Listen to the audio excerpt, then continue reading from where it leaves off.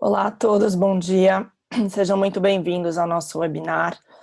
A gente está muito feliz de poder discutir um assunto para além da pandemia que está predominando aí nos últimos dias. Então, acho que além de tudo a gente vai buscar aqui algumas ideias, algumas inspirações para motivar, né, nesse momento de reflexão, nesse momento que está todo mundo podendo ter um pouco mais de tempo para se aprofundar e pensar em algumas questões.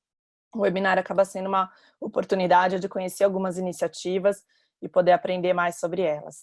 Meu nome é Mariana Barros, eu sou jornalista de formação, eu trabalhei em redações como Folha de São Paulo, Vejinha, Vejona, o Estado de São Paulo, sempre cobrindo cidades, e hoje eu sou sócia da Cidades 21, que é uma agência de comunicação focada em temas urbanos. Então a gente fala de mobilidade, de mercado imobiliário, de sustentabilidade, de arquitetura, tudo que tem a ver com a vida nas cidades. E aí eu fiquei super feliz com esse convite de poder mediar o encontro de hoje. Eu acho que a gente tem muito a aprender com essas três iniciativas que vocês vão conhecer mais detalhadamente agora, porque, no final das contas, o fazer é tão importante quanto refletir, né? Então, é muito importante a gente ter os conceitos das cidades mais sustentáveis, das cidades caminháveis, mas, desculpa, mas também poder estar em contato com as pessoas que estão fazendo isso acontecer, especialmente no Brasil, que a gente sabe que tem uma série de problemas para tirar do papel projetos desse porte, é realmente uma oportunidade ímpar. Então, hoje a gente está aqui com o Fabiano de Marco, do Parque Una, do Rio Grande do Sul, com o Marcelo Gomes, da cidade de Pedra Branca, de Santa Catarina, e com o Ricardo Birman, da cidade de Orbitar, no Distrito Federal, em Brasília. Eles vão ter 10 minutos para fazer a apresentação, vão falar um pouco dos projetos, um pouco dos conceitos que balizaram a formulação desses projetos, e aí depois a gente vai abrir para perguntas. E eu peço para vocês encaminharem pelo Q&A, Question and Answer, que vocês têm aí no Zoom, e aí eu vou moderando por aqui. As que a gente não conseguir responder, que não der tempo, vão ser guardadas para serem respondidas na sequência. Então, a gente encaminha para vocês depois por e-mail ou por áudio, da maneira como for mais fácil para os palestrantes. A gente vai avaliar aqui conforme o volume, tá? Mas desde já, vocês já podem ficar à vontade para mandar suas perguntas, e eu vou passar a primeira palavra para o Fabiano, ele vai explicar sobre o Parque Una, depois o Marcelo e, por último, o Ricardo. Então, a gente vai contar aí mais ou menos 10 minutos para cada um, e aí eu vou avisando aqui para a gente poder aproveitar melhor o nosso tempo. Então, queria agradecer a todos que estão aqui assistindo, queria agradecer aos nossos palestrantes, é realmente uma boa oportunidade para a gente saber aí como é possível fazer diferente. Fabiano, com você. Oi, Mariana, fico bem feliz, vi vários amigos aqui assistindo a gente e estou igualmente feliz por estar ao lado do Marcelo, do Ricardo Birman. Primeiro, o Marcelo, por se tratar de uma grande inspiração para o desenvolvimento do projeto do Parque Una, e em segundo, o Ricardo, que conheci há pouco tempo, mas fiquei muito surpreso, tanto pela história da família Birman no mercado de São Paulo, assim como também a capacidade que ele tem demonstrado como embaixador do Parque Urbitar. Eu preparei uma apresentação aqui para esses 10 minutos, estou compartilhando aqui na tela com todos. O nosso empreendimento é um bairro planejado na cidade de Pelotas, no Rio Grande do Sul.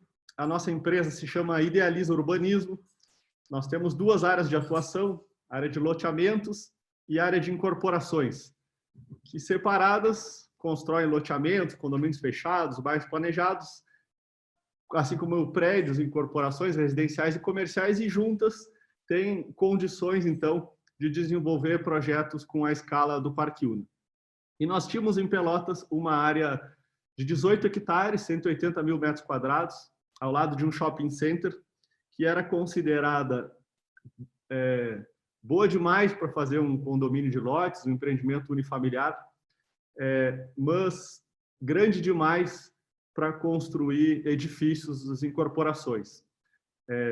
Cabem 32 torres no projeto, então vocês percebam, assim, sob o olhar de quem está pretendendo fazer esse desenvolvimento, quão desafiador é lançar um empreendimento como esse.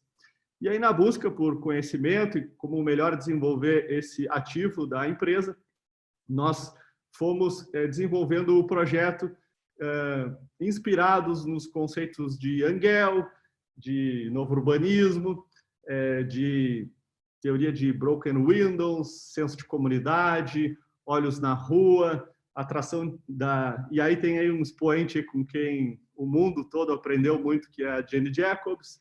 Aprendemos bastante a importância dos hipercriativos, definimos estratégias para desenvolver a atração dessas pessoas, os principais cérebros. Afinal de contas, uma cidade boa, ela começa por boas pessoas que constroem essa cidade. E poderia, assim, trazer como uma característica do Parque Una o sucesso que ele teve de trazer as pessoas antes mesmo de virem os moradores. Então, o bairro ele já tem vida hoje, como está escrito aqui, um bairro como todo mundo gostaria, cheio de vida, 5 anos após o início do lançamento dele. Peraí, trancou aqui a tela. Então, aqui está a localização geográfica da área. Vocês podem ver aqui os anos ali na esquerda de desenvolvimento do bairro. Ele foi aprovado em dezembro de 2014, lançamento oficial feito em março de 2015. O parcelamento de solo, infraestrutura foi desenvolvida e a partir da conclusão preliminar das obras de infraestrutura começamos a fazer os lançamentos. Nesse período aí fizemos lançamento no impeachment da Dilma, na greve dos caminhoneiros e agora estamos avaliando também na pandemia do coronavírus. Isso já demonstra uma característica de um bairro planejado, ele precisa estar estruturado para ser desenvolvido em todos os ciclos, de alta e também os ciclos de baixa. Acima aqui está o shopping center da cidade, um pouco mais à esquerda o complexo judiciário.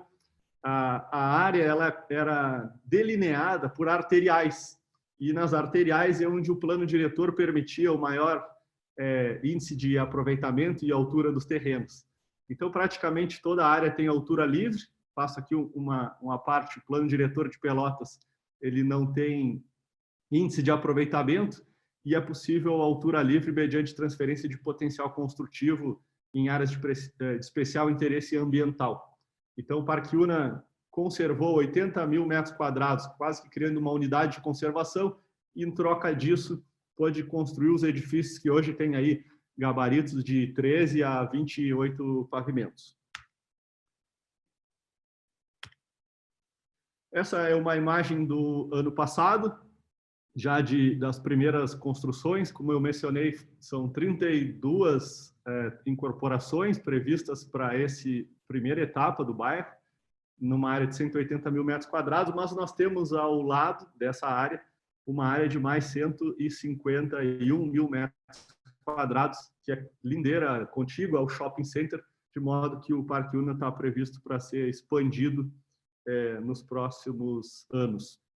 Nós iniciamos lançando, falar rapidamente aqui, 184 apartamentos, depois mais 140 salas comerciais, depois mais 124 estúdios, 150 salas comerciais, um centro de inovação tecnológica que na sequência eu apresento, 44 apartamentos de 3 dormitórios, 140 estúdios e 28 apartamentos, um por andar, num edifício de mais alto padrão. Isso nesse prazo aí de 4 anos.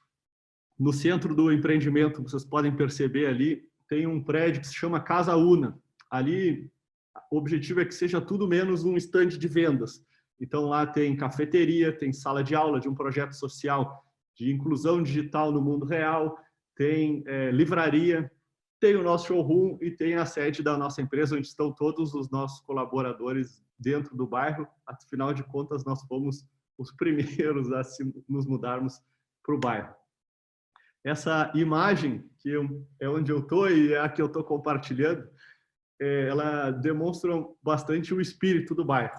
O playground foi uma das coisas que nós prestamos muito atenção, pelo fato de que um espaço público saudável é um espaço público, principalmente, onde os pais e as mães permitem a frequência dos filhos e os filhos desejam estar lá. Nós contratamos um designer holandês, chama Elger Blitz. Quem quiser conhecê-los, o site deles chama carve.nl. e eles desenvolveram um projeto autoral para o Parque Una. Esse brinquedo se chama Wash. Ali na frente está a Casa Una, cafeteria. Reparem que no deck ali à esquerda está o guarda da segurança patrimonial. Bem em cima na direita tem a rua de trânsito acalmado. E o call box ali na rua de trânsito acalmado. A ciclofaixa está protegida. Podem reparar ali à direita por uma fileira de jacarandás dos veículos, o meio-fio rebaixado em relação ao lado do parque, proibido estacionamento do lado do parque, permitido, embora delimitado, no lado oposto ao parque, estares para as pessoas permanecerem nos decks, contemplação do lago. Bem em cima, na esquerda, tem a praça de food trucks, que é um espaço privado de 5 metros de testado e 125 metros quadrados, conectado a um espaço público, aí com os espaços ali de mobiliário urbano, já prevendo que as pessoas vão consumir esses alimentos. A cobertura da Casa Una ela é ocupável e as pessoas podem literalmente subir nas nossas cabeças enquanto nós trabalhamos. Uma curiosidade é que em 2013 eu visitei o Marcelo e o Valério no Cidade Pedra Branca, e o Ricardo, até que está nos acompanhando aqui, meu sócio. Nós estávamos atrasados para pegar um voo e o Marcelo ainda disse assim, não, passem no Acate Primavera, porque eu acho que vocês vão gostar. E nós saímos de lá muito encantados com o projeto que eles desenvolveram e decidimos que o Parque Una precisava ter algo como aquele empreendimento diferente, adaptado às circunstâncias locais, como devem ser os projetos. E nós inauguramos em 10 de janeiro deste ano o Una Makers, um empreendimento exclusivamente locado para empresas do ramo criativo, como uma forma aí de catalisar e de ativar esse ecossistema do Parque Una Pelotas. A associação de bairro, que é indispensável, foi constituída junto com o empreendimento, que tem aí o papel de jardinagem, segurança, relacionamento institucional, educação, relacionamento com o entorno, e até heróis do Parque Una nós temos que aplicam as multas morais nas pessoas que têm lá desvio de comportamento enquanto frequentam o parque. Nós temos uma preocupação grande de chamar as pessoas, mas para os comportamentos civilizados e saudáveis para um espaço público. E ao longo do ano de 2019 nós realizamos 50 eventos e a curadoria desses eventos é tão importante quanto a qualidade do projeto, para que nós consigamos criar valores para as pessoas que vão estarem lá e posicionar o bairro como uma referência de espaço público saudável. E isso culminou, esse trabalho que nós vemos fazendo nos últimos 5 anos, vou chamar aqui de um abraço da cidade de Pelotas à nossa causa, que começou aí como alguns empresários sonhando, algumas andorinhas, e talvez não fizessem verão, mas hoje somos uma revoada já de mais de 1.500 associados. O parque aos domingos é muito frequentado, milhares de pessoas frequentam o Parque Una como um espaço de lazer. Tocou aqui os meus 10 minutos, mas felizmente eu concluí pontualmente, britanicamente, a minha apresentação. Essa é uma imagem noturna do parque, e os meus contatos para quem quiser nos acompanhar ou depois fazer algum contato. Fico à disposição aí da nossa mediadora da Cidades 21. Um abraço. Obrigada, Fabiano. Super bacana o projeto. Já chegaram aqui algumas perguntas. Eu vou guardá-las para fazer uma rodada depois com todos, porque aí eu acho que fica mais produtivo. Então, passando agora para o Marcelo. Por favor, Marcelo.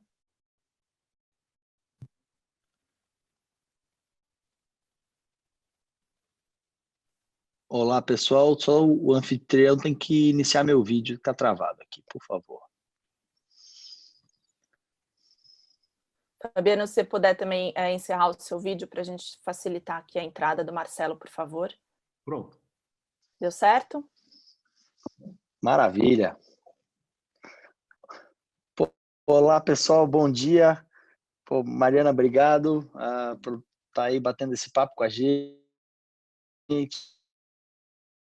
Como o Fabiano colocou com vocês aqui, quem conhece vi nos integrantes aí, tem diversos amigos para a gente bater papo, trocar ideias e aprender juntos aí nesse nosso call, dentro dessa vida que está todo mundo aprendendo a ser mais digital. Eu vou compartilhar com vocês então, a minha tela sobre a historinha da Pedra Branca.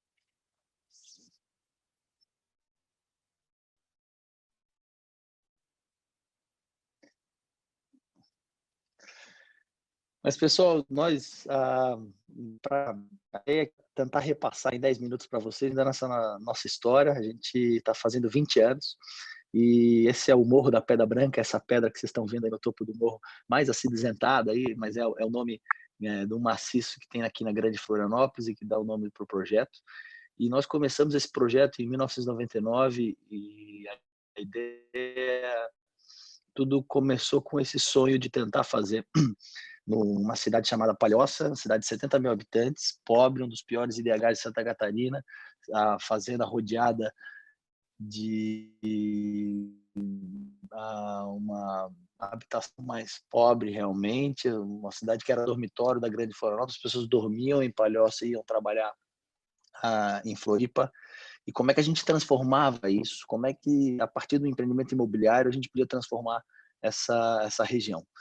E nós, desde o início, tínhamos essa ideia e essa pergunta que não quer calar. Eu acho que a Marina de Cidades 21 está aí para nos instigar do que é essa cidade do futuro, o que é a cidade que nós gostaríamos, né? Então, tem diversas maneiras de pensar essas cidades, diversas teses urbanísticas, e nós lá começamos com uma cidade universitária. Essa foi o início do projeto. Começamos, como vocês estão vendo, esse pasto era a fazenda, o município de Palhoça e Florianópolis, e a universidade, bem no começo, com a Unisul sendo a nossa parceira, e a gente literalmente começando o projeto com a Unisul, bem no miolo do empreendimento, e aí fazendo empreendimento imobiliário no seu perímetro. Isso levou, gente, mais ou menos 6, 7 anos, foi um sucesso imobiliário do ponto de vista de loteamento. Isso era um parcelamento de solo tradicional, a universidade nos ajudou, as casas que foram sendo compradas, a gente foi vendendo, o nosso papel era de terreneiro, tinha uma associação de bairro e tudo mais, mas nosso papel era de terreneiro, onde a gente vendia os terrenos, as casas se instalavam, o terreno era muito bonito, tinha peculiaridades que acabaram levando a qualidade dessas casas para cima. E depois de um sucesso aí que a gente foi vendendo, foram 2.000 e poucos lotes, nós percebemos que estava faltando alguma coisa nesse projeto. E aí essa área que está marcada em amarelo, nessa área nós começamos então a discutir e buscar o que tinha de mais moderno, inovador nessa concepção de bairros, nesse desenho de bairros no planeta.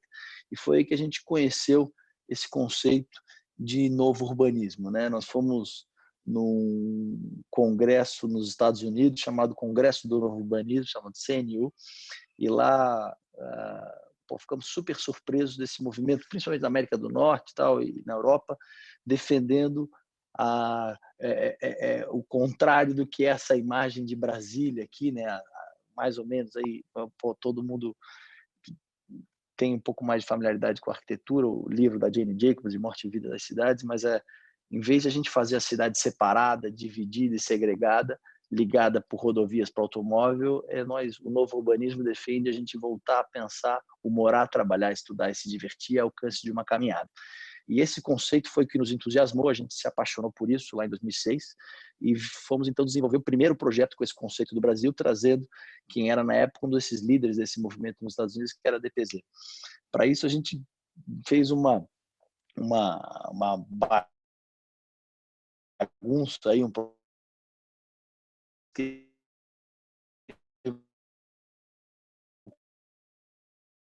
diversos arquitetos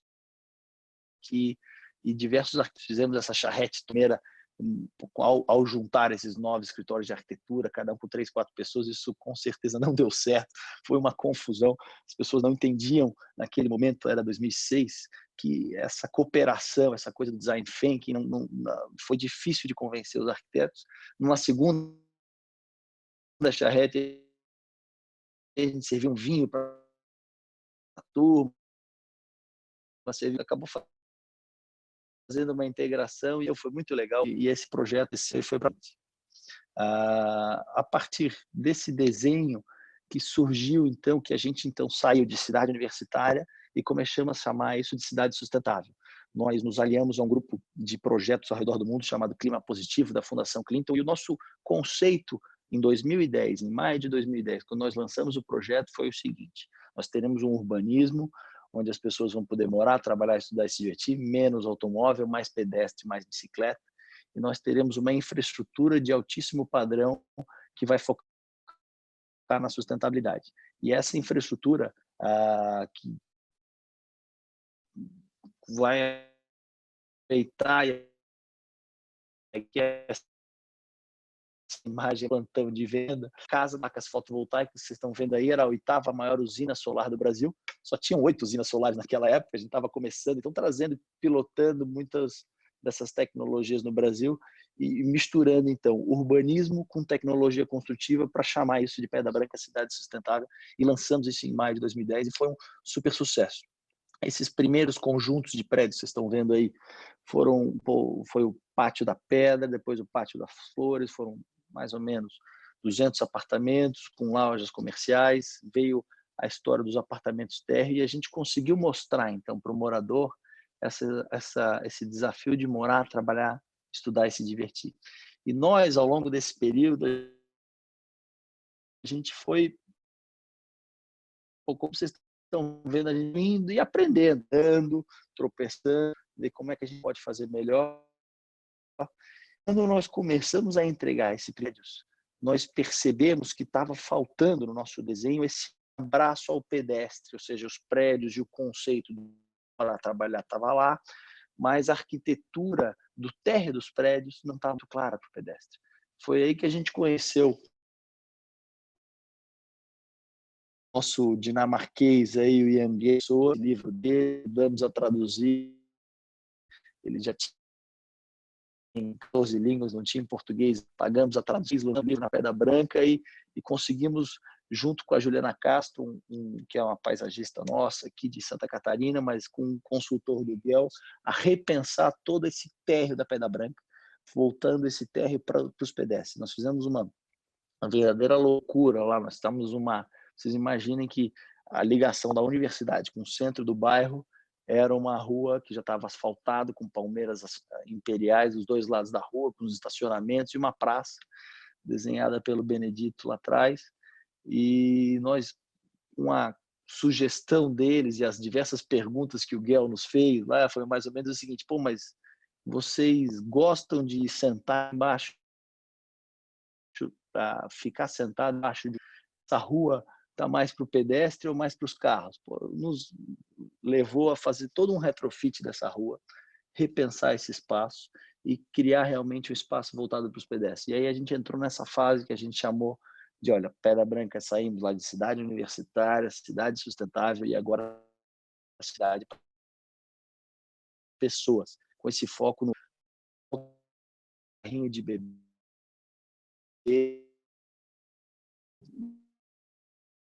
prioridade para qualidade, as lojas têm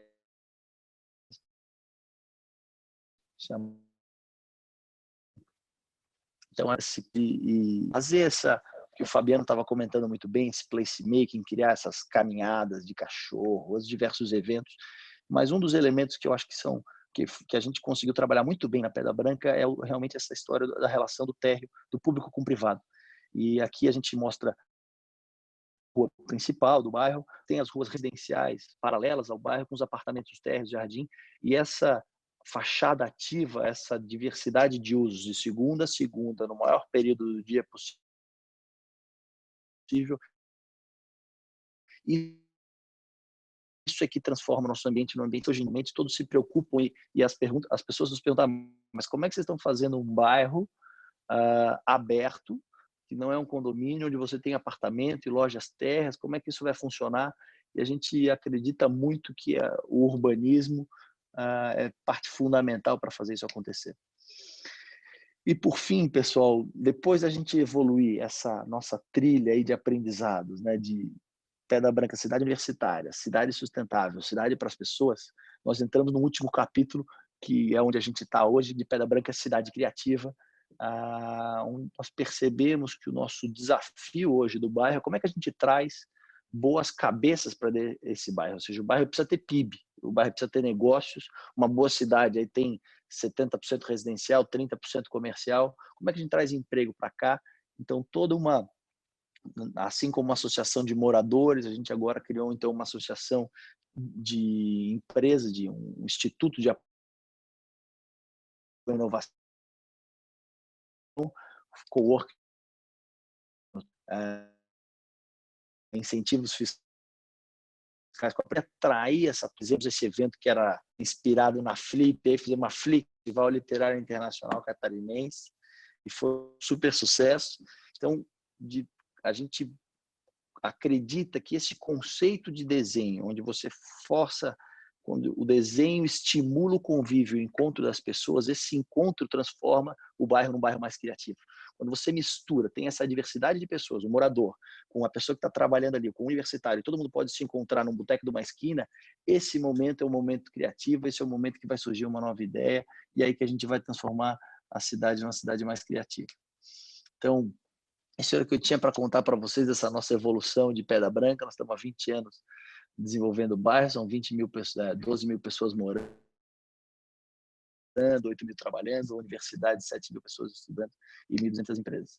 Então, eu queria passar essa mensagem para vocês de que o nosso desafio é de melhorar a cidade para as pessoas. Eu acredito que a construção civil e esse tipo de empreendimentos, os empreendedores com a cabeça voltada para o pedestre podem ajudar a fazer uma cidade melhor para todos. E isso está ao alcance de todos nós, fazer uma cidade criativa, seja morando perto do trabalho, usando os espaços públicos.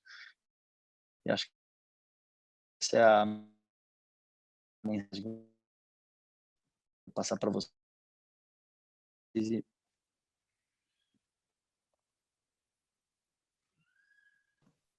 Obrigada, Marcelo. Ótima explicação. A gente continua recebendo uma série de perguntas aqui, muitos querendo saber sobre esse mix de pessoas, de perfis. Também tem a questão do mix de modais, né? Como é que os pedestres, os carros, as bicicletas conseguem conviver em harmonia? A gente sabe que isso não é fácil. O Fabiano tocou um pouco nesse ponto. Queria convidar todos para continuar mandando suas perguntas, que a gente vai respondendo. Quando for muito específico, nomes, citações, a gente já está tentando responder diretamente. As demais, a gente faz uma rodada agora, depois da apresentação do Ricardo. Então, Ricardo, por favor. Marcelo, se você puder desligar o seu vídeo, por favor. Vamos lá, Ricardo, com você. Tá sem som, Ricardo, seu som. Microfone. Opa, desculpa, bom dia a todos.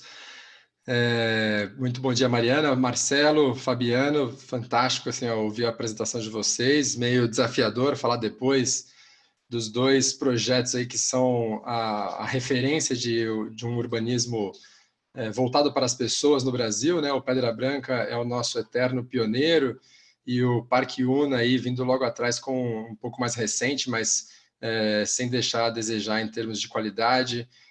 Sem dúvida, vocês são inspiração muito grande para nós aqui da cidade de Orbitar. Eu vou fazer aqui uma rápida introdução do projeto, sou muito prolixo, vou tentar ficar dentro dos meus 10 minutos. A Orbitar é um... Opa! Bom, nós estamos... A Orbitar é um empreendimento no Distrito Federal, então, como aqui a gente tem pessoas de vários lugares do Brasil acompanhando, fazer uma rápida introdução aqui de onde nós nos situamos. O Distrito Federal é aquele famoso quadradinho ali no meio do Brasil. Ele é muito conhecido pelo Plano Piloto de Brasília, que é esse projeto urbanístico em formato de avião, bem no centro da cidade, né? Que foi desenvolvido, projetado pelo Lúcio Costa. Essa história muitos de vocês conhecem.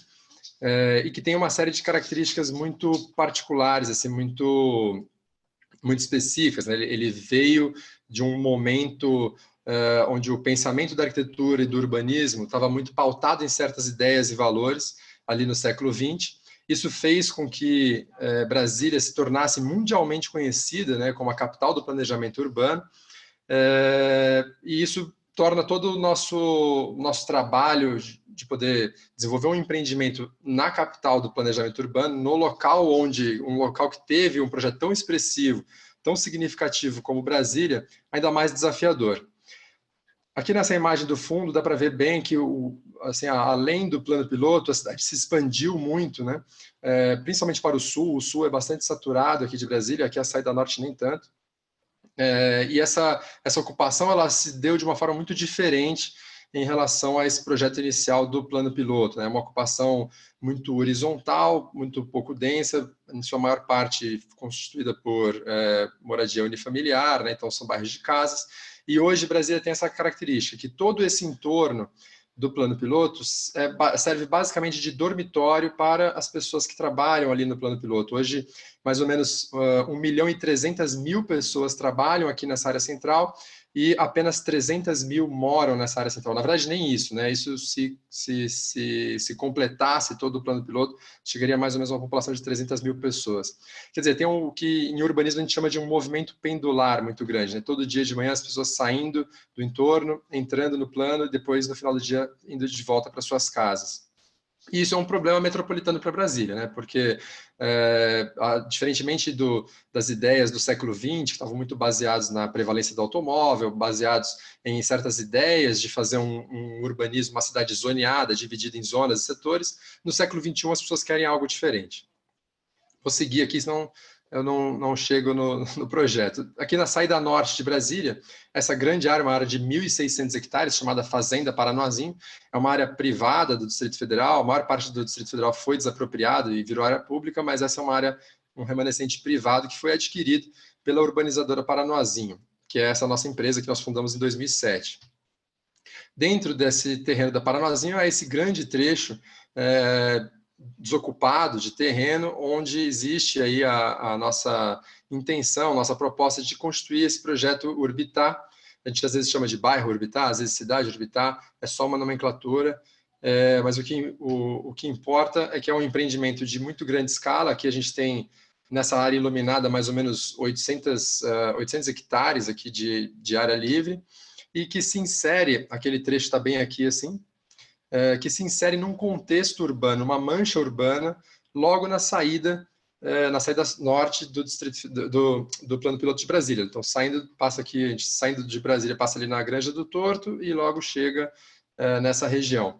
Esse contexto aqui, que nós chamamos de Colorado Sobradinho, ele tem hoje já 180.000 pessoas. E ela tem uma característica, como o resto do entorno de Brasília, uma característica de cidade dormitório. Então, são pessoas que dormem aqui e, em sua maioria, ainda trabalham, não só trabalham, mas que dependem muito do plano piloto. Então, que fazem faculdade no plano piloto, que levam os filhos para a escola no plano piloto, que vão fazer compras no plano piloto, que no final de semana tem no plano piloto as suas opções de lazer, de entretenimento, etc. Então, a grande oportunidade que esse terreno, e também, não só a oportunidade, mas também o grande desafio que esse terreno nos apresenta, é como fazer o que os americanos chamam de infill development, né? Ou seja, um preenchimento urbano dessa mancha que possa realinhar toda essa configuração metropolitana para valores mais atuais do século XXI, que, por exemplo, dependam menos de deslocamento, que permitam que as pessoas trabalhem, se divirtam, estudam perto de casa, e como boa parte desses conceitos aí o Marcelo e o Fabiano, inclusive, já tocaram, né? A gente fala que uma boa parte dos moradores da cidade de Urbitar ainda nem nasceram, né? Então, isso é um desafio muito interessante. Você tem que construir uma cidade pensando nos valores de cidade que o futuro vai ter.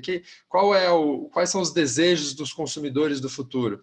Quais são as necessidades urbanas que precisam ser configuradas? E como a gente pode desenhar um espaço para, claro, errando o menos possível, digamos assim, né? Sempre a gente vai errar alguma coisa, mas da melhor forma possível nos preparar para esse futuro. Qual é a cidade do século XXI? Na cidade do século XX a gente sabe como é. É uma cidade espalhada, é uma cidade pouco densa, é uma cidade que depende do carro, é uma cidade separada em setores, é uma cidade muitas vezes segregada socialmente, em que tem bairros ricos, bairros pobres, com diferentes características e benefícios, atendimento de infraestrutura. É uma cidade, em boa parte, informal, né? Uma cidade que se consolidou de forma alheia ao planejamento, ao licenciamento, à autoridade do governo e assim por diante. Mas qual é, então, a cidade do século XX, do século XXI? Como ela deve ser diferente da cidade do século XX? Um dos conceitos mais centrais que responde essa pergunta, isso, eu diria assim, pacificado aí por todos os pensadores de urbanismo da atualidade, seja o Ian Gell, que vem desde lá da Jane Jacobs, citada pelo Fabiano, né, que ela é conhecida como a rainha do bom senso. Ela simplesmente falou coisas óbvias, do tipo, as pessoas querem ver outras pessoas, as pessoas querem se relacionar com outras pessoas, uma rua que tem mais gente andando é uma rua mais segura, coisas muito básicas, assim, que hoje são óbvias, mas o fato dela ter conseguido colocar isso, externalizar, verbalizar e redigir, quando ela fez o livro dela, Vida e Morte das Grandes Cidades Americanas, ela conseguiu conceituar ali princípios muito básicos do que seria depois toda uma corrente de pensamento que nos Estados Unidos virou o novo urbanismo. Em outros lugares do mundo tem outros nomes, né? Mas são várias tendências hoje, várias formas de se pensar cidades em, digamos assim, perspectivas um pouco diferentes, mas que se unem em alguns conceitos centrais. E essa questão das pessoas morarem, se divertirem, trabalharem, estudarem, poderem estar mais próximas umas das outras, poderem trocar um pouco mais, compartilhar um pouco mais, conviver um pouco mais umas com as outras, isso é um ponto central da resposta de qual é a cidade do século XXI. Então, a gente, sem dúvida nenhuma, lá na cidade de Orbitar, está pretendendo desenvolver esse conceito. Ao longo de 13 anos já de trabalho, a gente tem trabalhado com pessoas do mundo inteiro, projetistas, consultores, arquitetos, urbanistas, engenheiros, sempre buscando nas suas áreas de especialidade quem são realmente assim as principais referências hoje no Brasil e no mundo. Para isso, muitos desses fornecedores e consultores se sobrepõem aos que trabalharam também na Pedra Branca e no Parque Una e em alguns outros que estão acontecendo hoje pelo Brasil. E o resultado desse trabalho é basicamente o preenchimento daquele vazio, desse vazio urbano da Fazenda Paranoazinho, né, lá perto de Brasília, com um quadriculado, né, com um sistema de lotes e ruas e áreas verdes que basicamente desenha o que nós chamamos do hardware da cidade, né? Ou seja, aquela parte física, a parte construtiva. Obviamente, isso aqui é só uma ilustração, o projeto ele não tem apenas essa divisão, mas ele tem também, por exemplo, especificação de recuos, alturas, gabaritos, regras urbanísticas, coeficientes e parâmetros para o desenvolvimento da arquitetura em cima disso. Mas a divisão aqui do que é lote privado e área pública é muito importante. Um aspecto super importante da cidade de Orbitar, por exemplo, é que os lotes eles não são zoneados, né? Ou seja, todos os lotes podem acomodar qualquer tipo de uso. Isso está alinhado com uma premissa que a gente tem no projeto, que é a cidade ela vai se desenvolver ao longo dos anos. Isso é um projeto de 25 anos, não tem como hoje a gente prever exatamente onde é a melhor localização para colocar um colégio, um hospital, uma farmácia, um prédio residencial, um prédio de escritórios. Então, a intenção é deixar isso o mais livre possível para que ao longo dos anos ela possa se desenvolver. Além disso, tem uma parte que é a parte do software, né, que é a parte de gestão e governança da cidade, e a gente elenca aqui uma série de temas que fazem parte da gestão das cidades que a gente vê hoje muito pouco, digamos assim, com pouca energia dedicadas a eles nas cidades brasileiras, né? Seja em alguns casos como infraestrutura urbana, que geralmente são monopólios estatais, isso está mudando um pouco, seja em algumas coisas como calçadas e ciclovias, por exemplo, que não são geridos, não tem gestão, ele é simplesmente largado, e a gente acha que a cidade do século XXI tem que pensar nesses temas também. Isso para criar uma experiência urbana, uma vivência urbana diferente daquilo que a gente tem no Brasil, em que as pessoas realmente possam interagir com o espaço de uma forma mais humana, mais agradável e que leve a elas felicidade, prosperidade, saúde, enfim, várias outras características aí da cidade, acho que podem contribuir com isso. Aqui só algumas imagens, meu tempo já estourou, vou só passar algumas imagens dos projetos de arquitetura que nós estamos desenvolvendo. Como eu disse, nós estamos aí há 13 anos na etapa de licenciamento e aprovação, finalmente aprovou a primeira etapa da Orbitar. A gente estava para começar a obra agora no segundo semestre, a pandemia aí atrasou um pouquinho, mas logo em seguida vamos começar essa obra e os primeiros empreendimentos. Todos eles uma interface muito intensa na rua. Você vê, o prédio não é afastado da rua, ele é totalmente interligado com a calçada. Eu posso falar um pouco mais sobre isso depois, que realmente quero respeitar meu tempo aqui e encerrar aqui só alguns dados de projeto também, depois a gente pode voltar nisso. Mas era isso, muito obrigado e fico à disposição para as perguntas. Obrigada, Ricardo. Chegaram muitas perguntas sobre a cidade pós-pandemia e também muito sobre vendas nesse cenário de coronavírus, a expectativa de mercado de vocês. Eu acho que a gente pode deixar uma última rodada para vocês fazerem essas considerações. O que eu queria perguntar agora, chegaram algumas perguntas sobre a questão da segurança, já que são empreendimentos que não pretendem ser condomínios fechados, eles são abertos. E nesse contexto, Jane Jacobs, que foi citada por muitos de vocês, que a gente sabe que segurança tem a ver com pessoas nas ruas, como garantir, então, essa priorização dos pedestres? Como que vocês encaminharam essa priorização dos pedestres e, ao mesmo tempo, garantindo segurança das pessoas nos empreendimentos? Se a gente puder começar uma rodada com o Fabiano.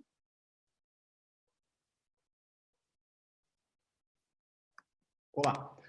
Então, o térreo dos edifícios e o segundo pavimento e a cobertura ali, a marquise no passeio, me parece que sob o olhar aí de olhos na rua e de qualidade do espaço público são muito importantes, até muito mais importantes do que a altura e o índice de aproveitamento. Então, nós temos, vou dar um exemplo de como essa afirmação ela se confirma. Cito aí o Compan e o Conjunto Nacional como exemplo de prédios muito altos, com índice de aproveitamento alto, mas com uma excelente relação com o entorno e uma diversidade de uso. Então, todos os edifícios do Parque Una, com exceção do primeiro, possuem lojas no térreo e uma questão assim que beira, assim, singela demais, mas que é muito importante e pouco observada, é uma frase do Yangel que diz: crie espaço para as pessoas e as pessoas aparecerão. E nós criamos um parque pensando nisso e, de fato, as pessoas apareceram às milhares. Com relação à segurança, eu dividiria tanto num aspecto aí sociológico, antropológico, quanto de contratação de segurança patrimonial e sistemas. No ponto de vista antropológico, aí a teoria da Jane Jacobs, que a gente já abordou um pouco para não me estender, e sob o ponto de vista de softwares e pessoas, nós temos lá cercamento digital, que são câmeras que identificam as placas das pessoas que entram e saem, nos permitem investigação, identificação de pessoas pré-determinadas ou estatística de fluxo no bairro.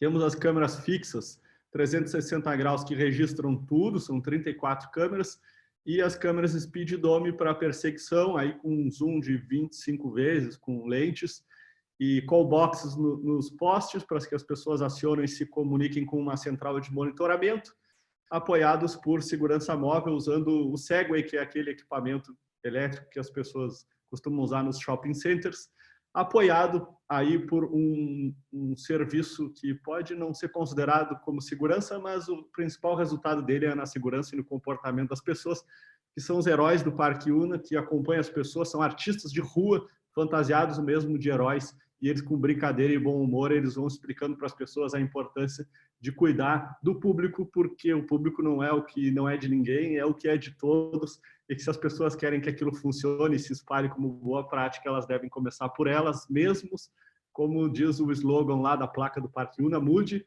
que o mundo muda. Fabiano, só aproveitando que você citou dados e câmeras e monitoramento, o Anthony Ling pergunta se vocês têm dados sobre o número de moradores que efetivamente moram e trabalham nesses locais, aí pensando nessa questão de deslocamento.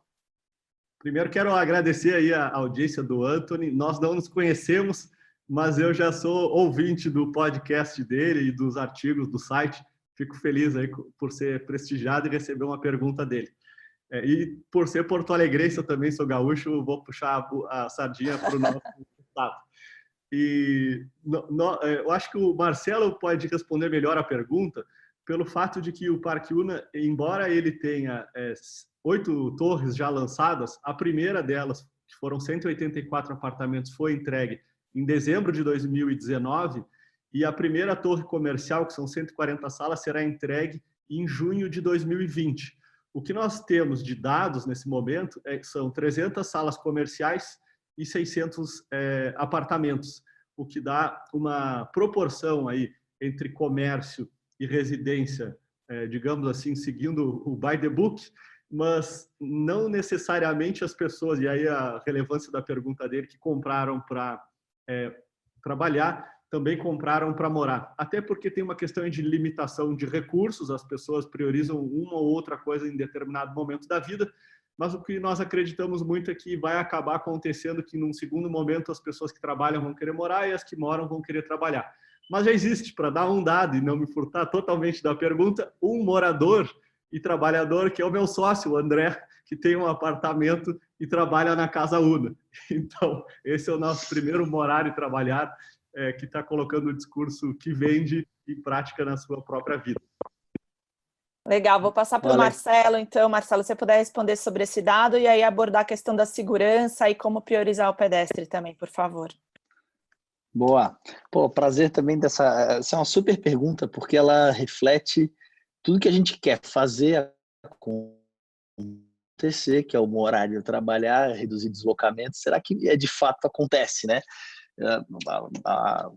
Do ponto de vista de dados, a gente acompanha bastante dois movimentos. Um que é o combo, que a gente brinca que é o cara que compra um apartamento e uma sala comercial. Isso é relativamente alto. A gente tem um dado em torno de 30% das pessoas que compram para morar e trabalhar.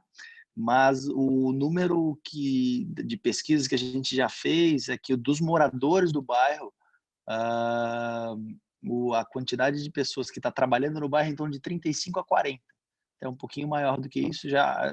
Eu fico bem feliz com esse número, porque eu acho que é evidente que as pessoas vão trabalhar no perímetro, mas já conseguir reduzir o deslocamento de 30% das pessoas, 35% a 40% das pessoas, para o resto da cidade, no seu dia a dia, conseguir ficar dentro do bairro é fantástico, né? E a gente constrói para isso. A gente não sabe se vai acontecer, mas está acontecendo sim, de fato. Então, já é um número para passar para vocês. E do outro ponto, só para complementar o Fabiano, que eu acho que é super legal, essa história da segurança, tudo que ele comentou, tem um ponto que eu acho que é bem relevante, é a gestão. Ou seja, o construir um bairro planejado ou pensar numa segurança de bairro tem muito a ver com operação pós. Por mais que vá influenciar muito nisso, mas o depois você conseguir fazer essa gestão, pensar como é que esse térreo vai estar ativo, quais são as diferenças. No nosso caso lá, a gente não vende as lojas térreas, então conseguir fazer que você tenha um mix que exerça que as pessoas fiquem com as suas lojas abertas o maior período do dia possível, que abram no sábado, que abram no domingo, que tenha gente na rua o tempo todo, faça essa curadoria até de mix, para não ter 3 farmácias na mesma rua, para ter um mix mais vivo e integrar o que no nosso caso lá foi muito legal, que são as lojas térreas, mas também ter ruas residenciais abertas para como se fosse dentro de um condomínio. A gente teve lá, acho que é só rapidamente comentar com vocês, a gente teve a visita do Henrique Penhalossi lá na Pedra Branca, né, o superprefeito e tal, e ele passou um dado para a gente que eu achei fantástico. Ele falou: as cidades precisam aprender com 2 produtos imobiliários. Um é o shopping center. Pô, o que o shopping center tem de bom que sugou a energia das cidades? O shopping center tem segurança, tem um bom pavimento para as mulheres andar de salto alto, tem controle de clima e tem estacionamento.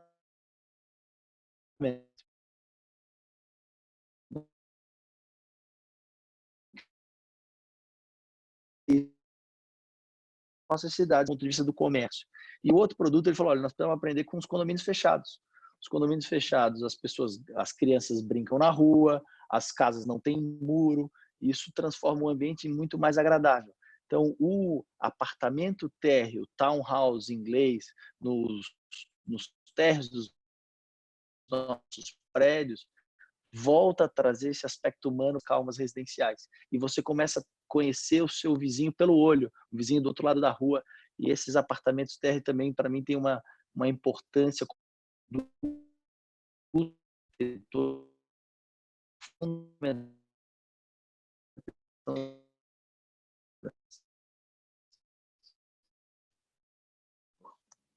passar para não sei se o Ricardo quer comentar um pouquinho também sobre essa questão da segurança, deixa ele, vamos passando a bola aí. Vamos lá, Ricardo. E assim, Marcelo, eu queria só chamar a atenção para a forma como as nossas cidades resolvem segurança hoje, né? A gente, basicamente no Brasil, a gente resolve a segurança de uma forma impositiva e ostensiva. Então, os edifícios são feitos com grandes muros, grandes cercas, grandes dispositivos de segurança, né? Então, é sempre na tentativa de barrar fisicamente ali a entrada do ladrão. E isso é disfuncional, né? A própria Jane Jacobs, o princípio da ideia dela, da vida e morte das grandes cidades, é porque certos bairros dentro de certas cidades prosperam e conseguem ser seguros, ter uma boa ambientação, ter qualidade de vida, enquanto que outros eram tomados por gangues e tomados pelo crime. Então, no Brasil, hoje, tipicamente... E aí, no Brasil tem uma outra realidade, que é a realidade dos bairros e das favelas e áreas de classe muito baixa, onde a segurança ela é inexistente e mais ainda há um domínio absolutamente da função de segurança pelo crime, né? Então, o Estado ele é incapaz, o Estado são incapazes de prover segurança nessas áreas. E aí, nas áreas de classe média, então, você tem lá aquele muro, aquele investimento. Qual é o custo disso para a população? Em todo condomínio hoje, todo prédio hoje, o maior custo é o custo de pessoal. E dentro do custo pessoal, geralmente, o custo de segurança acaba sendo um dos maiores componentes. E você está resolvendo segurança na pior escala possível. É péssimo você resolver segurança na escala de um prédio, porque você está no meio numa cidade, com a criminalidade comendo solta em volta, a única coisa que você pode fazer realmente é se encher de muro, de cerca, de grade para se proteger. Agora, na escala do bairro, você pode atuar na questão da segurança de outra forma.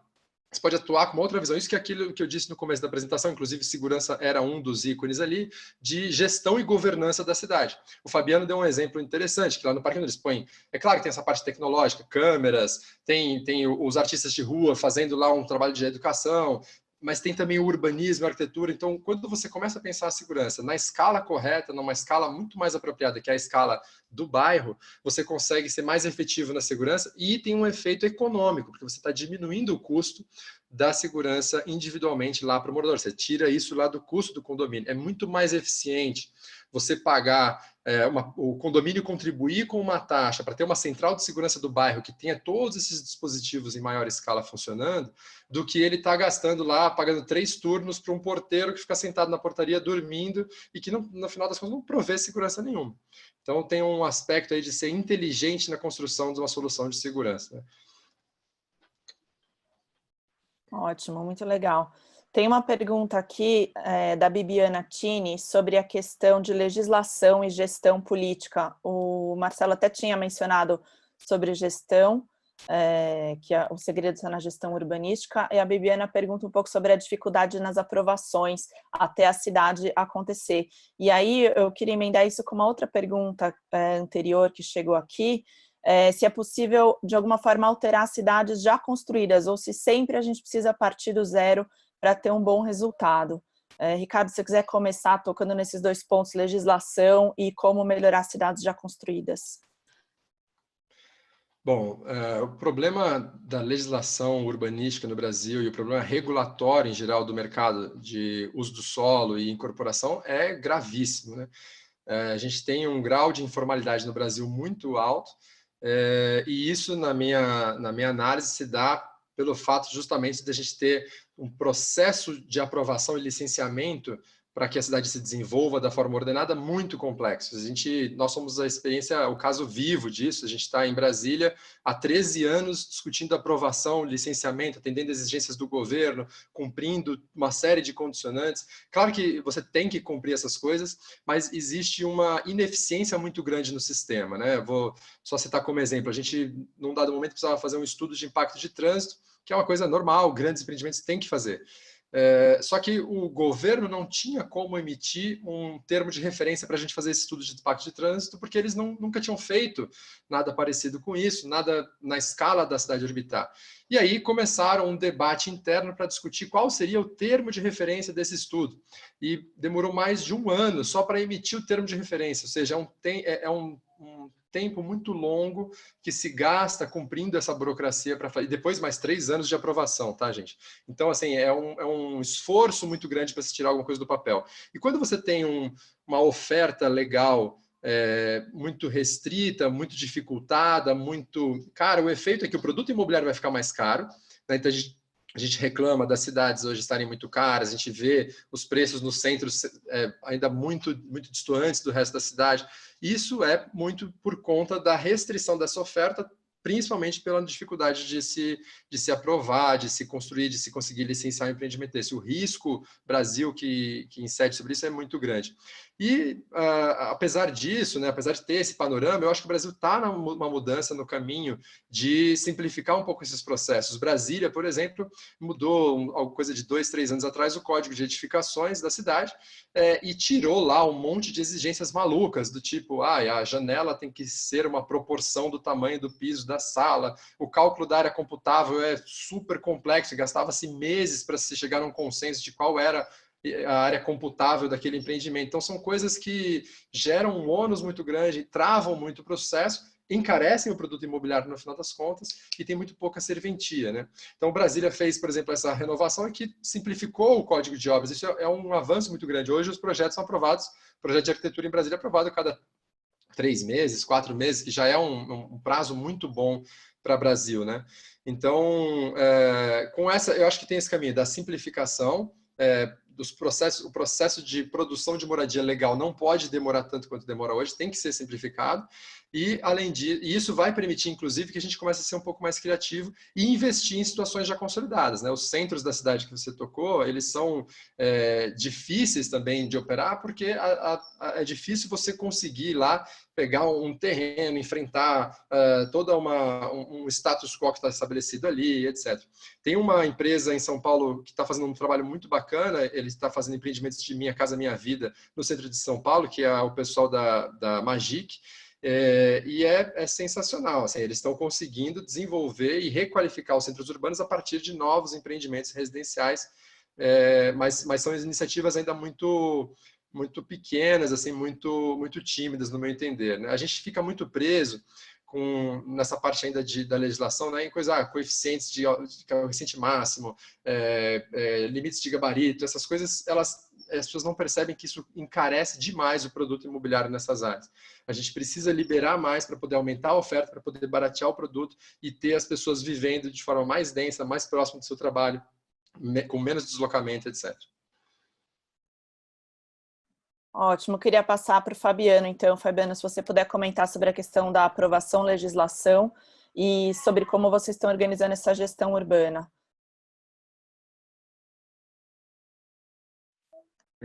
Como o Pelotas é uma cidade de 350 mil habitantes, nossa empresa já há 10 anos desenvolve empreendimentos lá e sempre cumpriu aquilo que fez, etc. É um pouco diferente de Brasília, um pouco diferente de São Paulo, que é muito maior o envolvimento da cidade nas questões, principalmente em áreas centrais. Então, as dificuldades também elas são menores em cidades de porte médio e as discussões também não são tão complexas. Então, eu faço aqui um registro porque nós temos conseguido aprovar as incorporações em prazo aí de 60, 90 dias a partir do protocolo, o que é excepcional. O que a gente tem ainda um debate lá para concluir é que até hoje a prefeitura exige pagamento de compensatórios, de medidas mitigatórias por conta do impacto negativo dos empreendimentos que nós fazemos. Quando, na verdade, nós construímos as ruas, construímos a rede de esgoto, a rede de água, construímos o lugar para as pessoas frequentarem aos finais de semana, e agora nós vamos usufruir essa infraestrutura que nos custou aí quase 30 milhões de reais e temos que pagar pelo impacto negativo que as incorporações estão sendo construídas. Por exemplo, um edifício de 3 andares voltado para empresas de tecnologia com todas as coisas que se diz como boas para uma cidade, ainda assim teve que pagar, está em discussão ainda 60 mil reais para poder se instalar. Então, acho que tem que calibrar um pouquinho aí o olhar sobre a atividade empreendedora e de desenvolvedores imobiliários, que às vezes ele pode ser bom, não precisa ser necessariamente uma coisa negativa para a cidade. E com relação à gestão do espaço público, eu diria que o maior sucesso das associações de bairro e o espaço que ela ocupa, ele não é substitutivo, mas ele é subsidiário, ele é complementar, ele é cooperador com o órgão público municipal. Porque, dando aqui o exemplo de Pelotas, que não é uma cidade tão grande quanto Brasília, tem 200 praças. É claro que não tem jardineiro para 200 praças. Como disse o Marcelo, aí a gente tem que aprender com os condomínios fechados. A Idealiza já fez condomínios fechados e a gente sabe quanto custa dar manutenção em área verde, quantas vezes por mês tem que passar em cada lugar com a roçadeira. E esse expertise aí de gestão dos espaços de forma impecável, a gente trouxe para o espaço aberto. Enfrentamos aí esse paradigma de fazer para todos e conviver com pluralidade. E resolvemos também a questão de funding, embora aberto, quase como uma arrecadação condominial via associação de bairro, que é compulsória e foi construída desde o início do empreendimento, consta nos contratos de promessa de compra e venda, na pasta do proprietário e nas matrículas dos empreendimentos. E é, no fundo, uma célula aí germinando de exercício de atividade política no seu bairro, para não se limitar a ficar aí como a gente está hoje falando aí do Bolsonaro, do ministro, do governador, do prefeito da sua cidade, mas na verdade ninguém está muito participando aí do bairro, que na verdade é a escala que a gente consegue interferir. Ótimo, Fabiano, obrigada. Marcelo, você pode comentar também essa questão, por favor?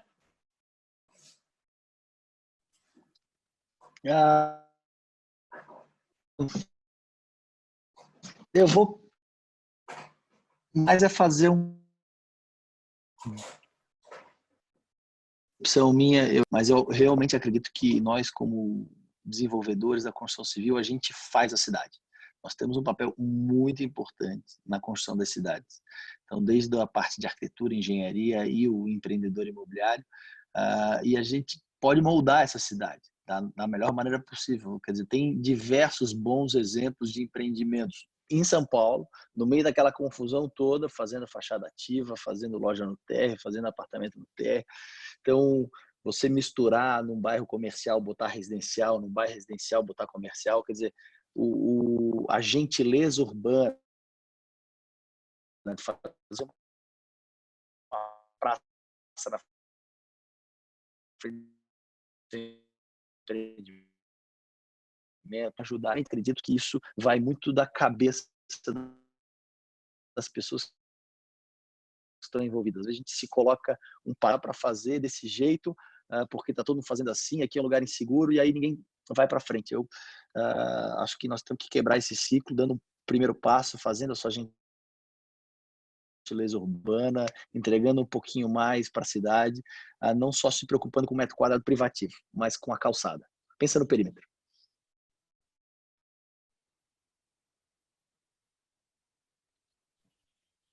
Muito bom.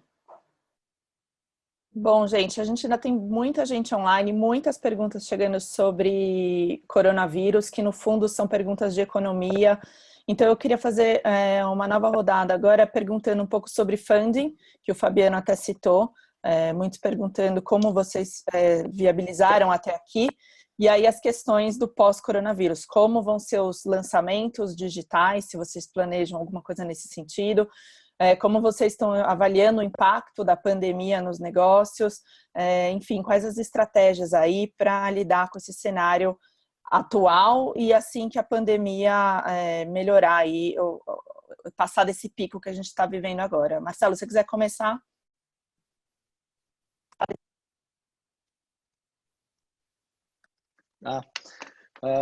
Acho que do ponto de vista de momento atual, acho que o nosso desafio hoje é conter os distratos, ou seja, não fazer eles acontecerem. É mais fácil a gente não ter distrato do que a gente tentar vender nesse momento. É muito difícil. Até não faz sentido hoje o cara querer comprar um móvel no meio dessa confusão. Seja alguma coisa nesse ano e focando é essa história de, poxa, você que já comprou, fique com o seu apartamento, o juro do Brasil está baixo, a construção civil, com certeza, o imóvel está se mostrando como um bem super importante agora nesse momento de crise, não tem a volatilidade da bolsa, então é isso que a gente está tentando passar.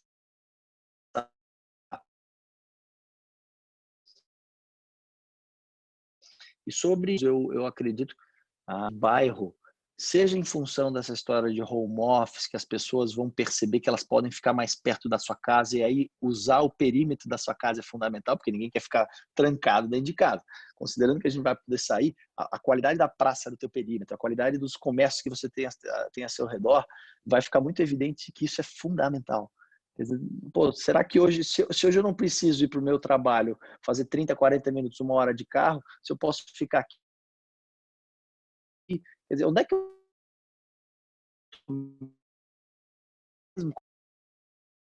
Qual é o bairro que eu estou instalado? Se meu público vai ser relevante. O outro, eu acho que esses endereços, tudo isso que o Fabiano comenta, endereços que têm as ações de bairro, que fortalecem esse placemaking, que fazem os vizinhos se encontrarem na rua, que fazem os vizinhos se conhecerem. No momento de crise como esse é fundamental, porque imagina você estar num prédio e você não conhece seu vizinho. Pô, você não foi estimulado a conhecer o seu vizinho, você não teve um evento de rua que permitiu você conhecer seu vizinho. Então, ir para endereços também que permitam isso, que tenha isso como seu princípio, isso vai ter mais resiliência, mais força. Então, esses são, acho que, alguns dos elementos aí que eu vejo esse pós-pandemia. Eu não acredito, evidente que nós temos aí que pô, tem um desafio de usar a cidade, das pessoas poderem voltar para as ruas, né, da própria achar uma vacina para isso, mas eu acho que no longo prazo, e nós estamos construindo cidade para 50 anos, não é para 12 meses, no longo prazo o espaço público ter sempre o seu papel e muito mais fortalecido do que o contrário da pandemia. Legal, Marcelo, obrigada. Fabiano, você comenta um pouquinho a questão do funding que você tinha mencionado para detalhar para a gente e as estratégias agora durante a pandemia e pós-pandemia, por favor. O Parque Uno ele tem 180 mil metros quadrados, um aproveitamento aí de áreas vendáveis, úteis, de 64%, e 1/3 dessa área foi ofertada no lançamento, na planta, como lotes comerciais, com um ticket médio na época de R$500 mil. Isso estou falando de entre dezembro de 2014 e março de 2015, preços de metro quadrado de terreno entre R$950 e R$1.350, parcelado em 24 vezes, o que gerou um funding semelhante ao desembolso da obra de infraestrutura. Então, nós tivemos aí uma receita e uma despesa aproximada de R$30 milhões, o que resultou num estoque de 2/3 da área líquida vendável para incorporações, que aí sim tem uma receita de permuta financeira. Nós trabalhamos no bairro com venda de R$6.500 o preço do metro quadrado por área privativa e uma receita de permuta de 13%, com índice de aproveitamento aproximadamente 3 de área privativa versus área total. Eu dei aí uma resposta um pouco mais, digamos aí, numérica e técnica, mas tentando atender aí a resposta de funding para viabilizar economicamente a construção dessa infraestrutura na frente do bairro. Com relação ao coronavírus e etc., a minha resposta é: nós temos que estar preparados antes das crises, porque elas virão com certeza. Eu assisti acho que há um ano, uma entrevista do diretor da EZTEC, comentando sobre a importância das margens gordas e justas da incorporação imobiliária, porque a cada 10 anos vem uma crise e consome as nossas margens. Então, se nós formos muito apertados e discutirmos a margem de cada projeto, nós vamos ter uma tese de investimentos que vai resistir a momentos e ciclos positivos, mas vai ter um momento que a gente vai ficar um ano sem lançar, cobrindo todo o custo fixo da empresa, etc., e a empresa imobiliária ela leva uns 20 anos para construir uma marca e ela com certeza ela tem que passar por diversas crises ao longo da vida dela. Então, quem respeita esses princípios financeiros quando aparece uma crise, normalmente está preparado para aproveitar as oportunidades para contratar novas áreas e, claro que perde dinheiro, mas observa esse cenário aí com um pouco mais de lucidez. Legal, Ricardo. E no caso da Orbitar, como é que vocês estão se preparando? Mari, bom, a questão do coronavírus, no nosso caso particular, ela acabou tendo uma sobreposição com esse tema do funding, porque a gente está num momento de captação de funding justamente para fazer infraestrutura e isso tudo parou muito em razão desse momento que o mundo está vivendo, né? A gente tem uma expectativa de retomar as coisas no segundo semestre, mas a gente vai ter que enfrentar aí um período de espera. Hoje, toda a nossa equipe está trabalhando em home office, está todo mundo trabalhando de casa, a gente está conseguindo continuar trabalhando dessa forma, nos adaptamos muito bem, porque a nossa empresa já tinha bastante dessa mentalidade, já tinha se preparado, como o Fabiano disse, né? Você tem que se preparar para a crise antes, a gente já estava atento a isso, e então, com alguns ajustes, né? Porque foi de uma hora para outra, gente, a partir de segunda-feira ninguém mais vem no escritório, então isso aí nos exigiu alguns pequenos ajustes ali no meio do caminho, mas estamos nos dando muito bem com essa situação. Agora, o que eu acho interessante é que essa situação de coronavírus, de confinamento, etc., está trazendo muitas reflexões. E muitas dessas reflexões, elas têm uma certa sobreposição, assim, eu diria, com aqueles valores que a gente já estava buscando de novas formas de fazer cidade. A gente, por exemplo, hoje, todo mundo que está vivenciando com uma maior intensidade essa questão de trabalhar em casa, está percebendo que em alguns aspectos há vários ganhos de produtividade, né? Não sei de vocês aí que estão nos assistindo, mas a gente, pelo menos ali na urbanizadora, as nossas reuniões online são muito mais produtivas que as reuniões físicas, você não tem o tempo de deslocamento, você consegue se acomodar e se organizar no seu dia muito melhor, você consegue escolher melhor os horários que você está disponível, está dividindo aí, né, a sua vida entre os vários chapéus que todos nós temos, papel de profissional, mas o papel de marido, de pai, enfim, de cuidar da casa e outras coisas que a gente tem que fazer.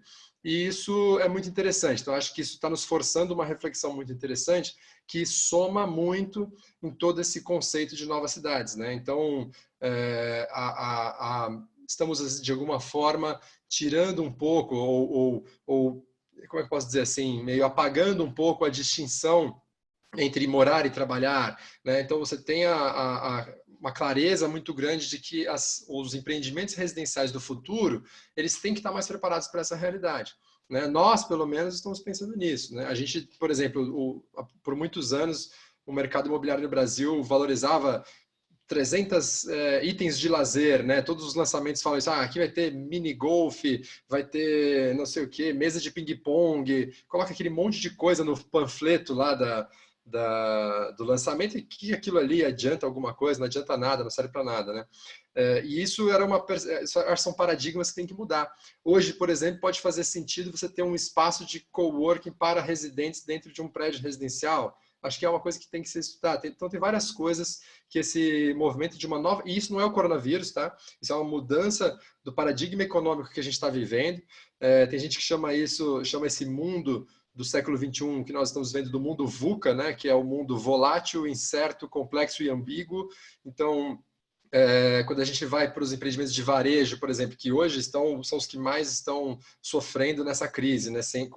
Nesse sistema de quarentena, quem tem loja de rua está realmente numa dificuldade muito grande.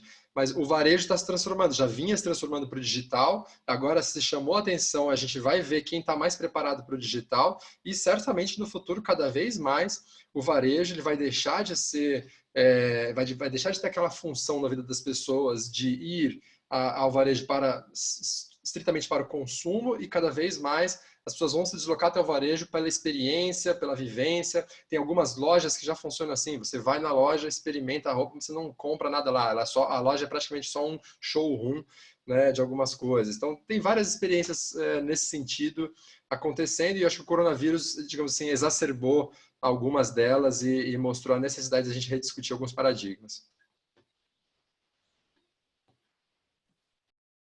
Fabiano? Oi? Se você quiser comentar um pouquinho sobre essa questão. Eu acho que fui o primeiro a responder, né, sobre funding.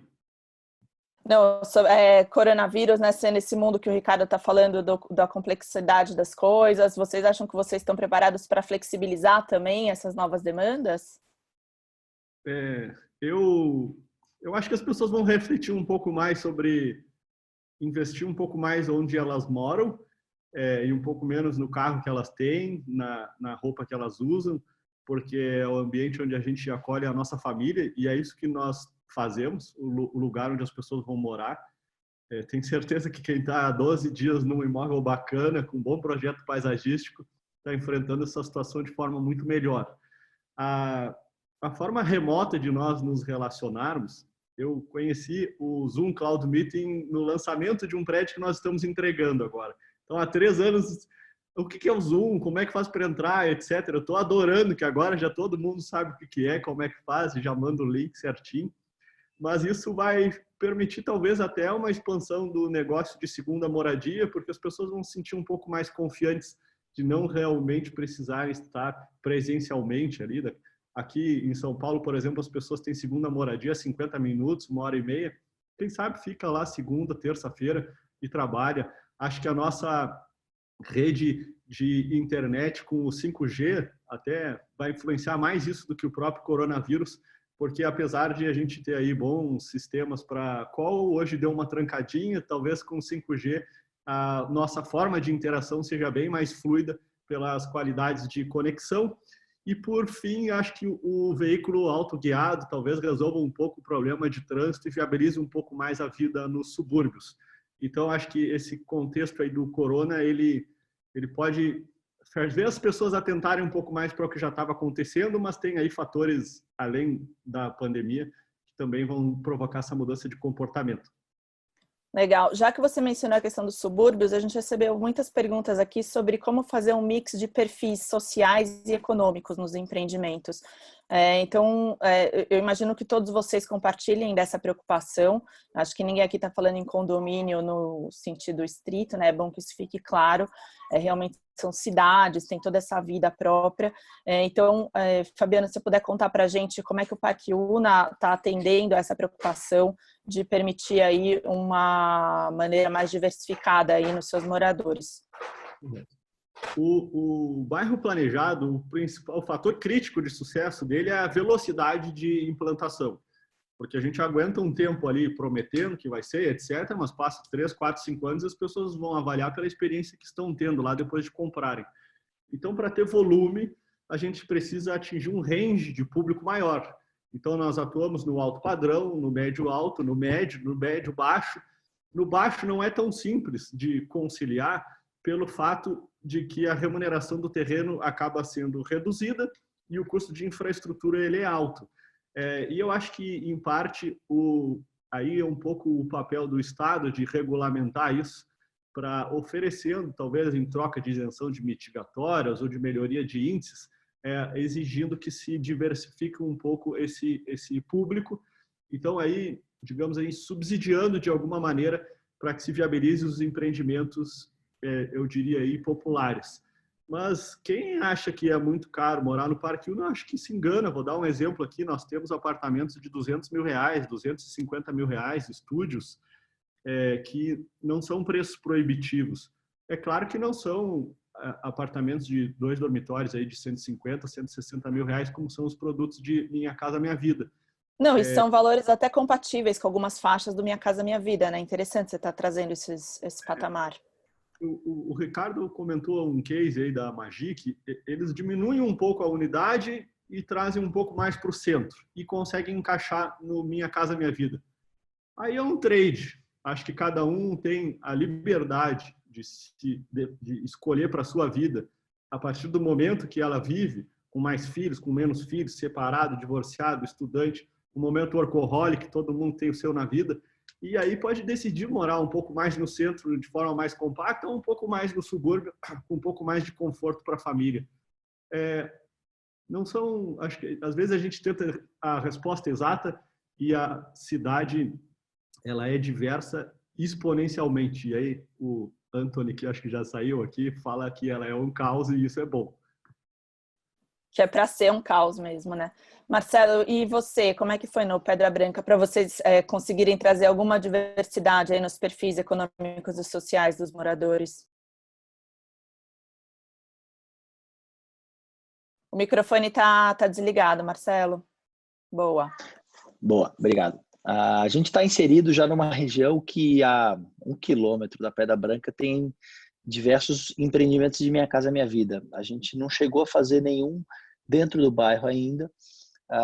Nós temos uma diversidade de tipologias enorme, então de apartamentos de estúdio, apartamento de 1, 2, 3, 4, 5 dormitórios, casas e tudo mais.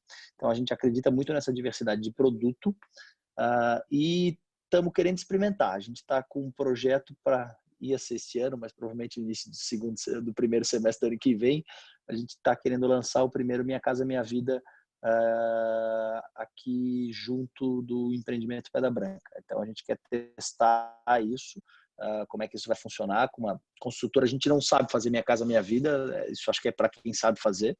Nós vamos entrar como permutante nesse caso do terreno, mas bem próximo desse, a 300 metros desse núcleo da Praça Central da Pedra Branca, a gente vai fazer esse primeiro teste de Minha Casa Minha Vida, dando uma pitada de urbanidade no projeto tradicional de Minha Casa Minha Vida. Eles nos deixaram aí fazer algumas sugestões.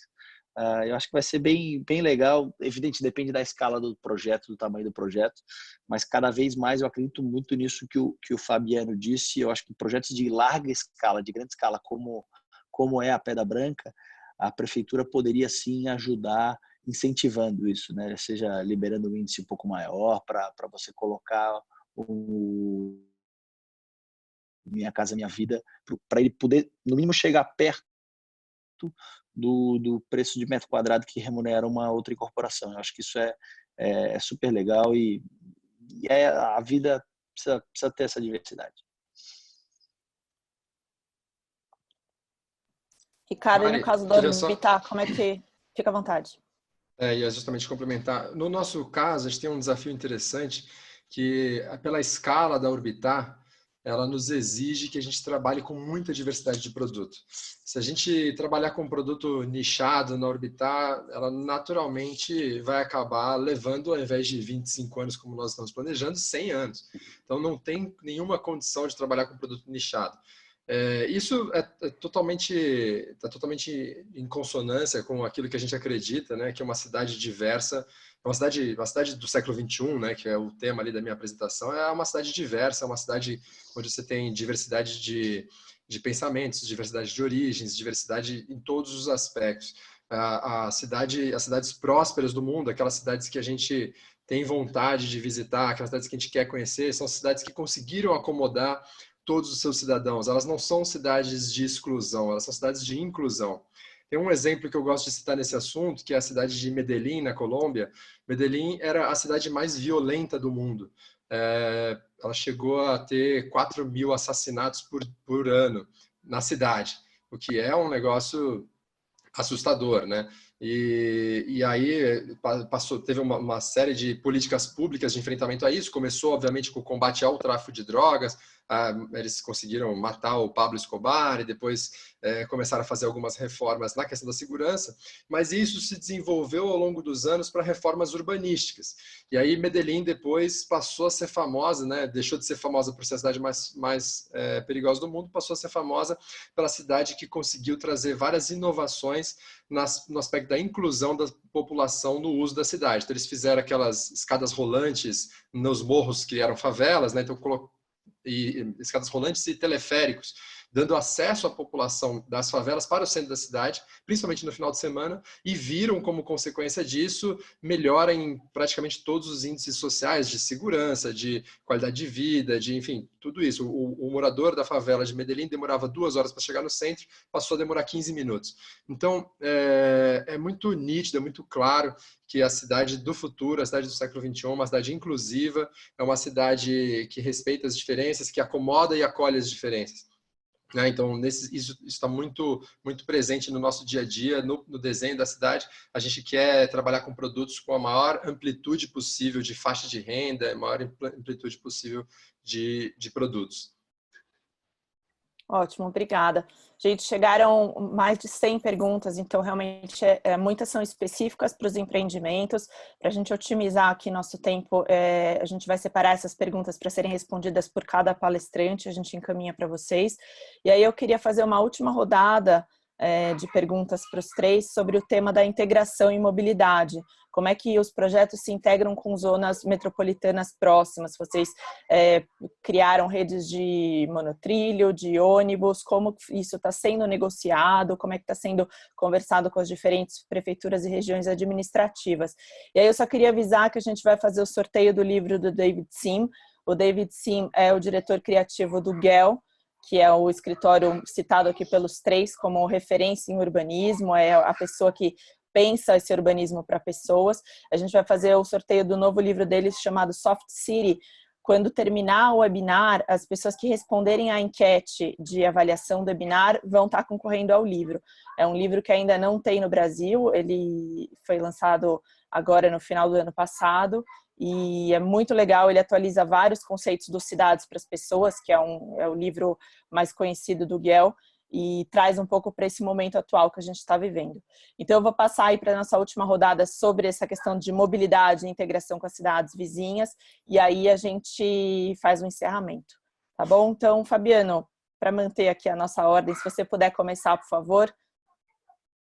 Eu vou começar, mas vou ser breve, porque essa pergunta de mobilidade em Brasília ela é bem mais complexa. E também ao acesso na ilha pela ponte Hercílio Luz, lá eu também tenho certeza que é mais complexo do que Pelotas, uma cidade de 350 mil habitantes, e alguém que mora a 15 minutos do centro acha que é longe. Então, o que nós fizemos foi atendermos as diretrizes, tanto de sistema viário, para que tenha uma boa permeabilidade o bairro, e aí nós temos, acho que umas 7, 8 conexões do bairro com o sistema viário do entorno e conexão das nossas ciclovias com o sistema ou projetado ou pré-existente no bairro. Então, as pessoas, elas acessam muitas de bicicleta, tem lá esses sistemas aí de bicicleta compartilhada também, que se chama BikePel. O UNA é um dos patrocinadores, então todas as bicicletas na cidade já tem o logotipo do Parque UNA e tem uma estação com bicicletas na Casa UNA. Então as pessoas podem acessar o bairro por essas bicicletas, pela ciclovia, que embora não esteja plenamente construída, a parte interna do bairro já está, e de veículo tradicionalmente, e o problema ele não é tão complexo porque a gente está a 1 quilômetro do centro da cidade e, no fundo, esse tema aí eu vou deixar para os bairros de cidade grande responderem. Passando a batata quente, então, aqui para o Marcelo, por favor, Marcelo.